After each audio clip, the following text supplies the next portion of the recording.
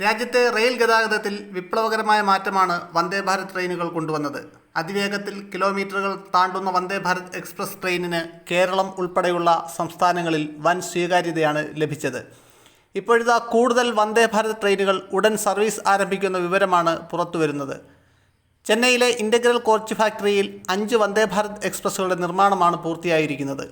Railway board റൂട്ടുകൾ തീരുമാനിച്ചാലുടൻ പുതിയ വന്ദേ ഭാരത് ട്രെയിനുകൾ ട്രാക്കിലെത്തും.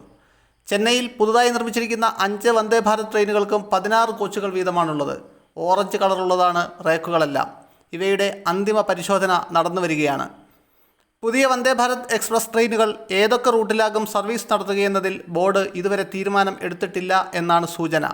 എറണാകുളം, ബംഗളൂരു, തിരുവനന്തപുരം, കോയമ്പത്തൂർ സർവീസുകൾക്കായി കാത്തിരിപ്പ് തുടരുന്ന കേരളത്തിന് പുതിയ റേക്കുകളിലൊന്ന് ലഭിക്കുമോ എന്ന് കാത്തിരുന്നു തന്നെ കാണണം. എറണാകുളം, ബംഗളൂരു വന്ദേ ഭാരത് എന്ന ആവശ്യം കാലങ്ങളായി നീണ്ടുപോവുകയാണ്. നിലവിൽ 2 വന്ദേ ഭാരത് എക്സ്പ്രസ്സുകളാണ് കേരളത്തിൽ സർവീസ് നടത്തുന്നത്.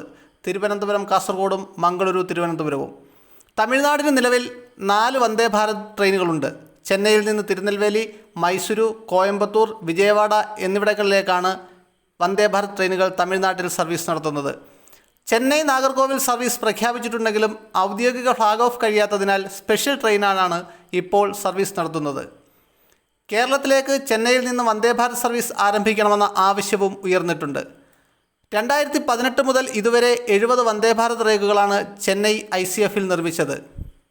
രാജ്യത്തിൻ്റെ വിവിധ ഭാഗങ്ങളിൽ ഇവ വിജയകരമായി സർവീസ് നടത്തി വരികയാണ്. നിലവിൽ 2 രീതിയിലാണ് വന്ദേ ഭാരത് റേക്കുകൾ ഇന്ത്യൻ റെയിൽവേ നിർമ്മിക്കുന്നത്. 8 കോച്ചുകളുള്ളതാണ് ഒന്ന്, രണ്ടാമത്തേത് 16 റേക്കുകളുള്ളവയും. ഭാവിയിൽ 20 കോച്ചുകളും 24 കോച്ചുകളുമുള്ള വന്ദേ ഭാരത് റേക്കുകൾ പുറത്തിറക്കുമെന്ന് ICF വ്യക്തമാക്കുന്നുണ്ട്.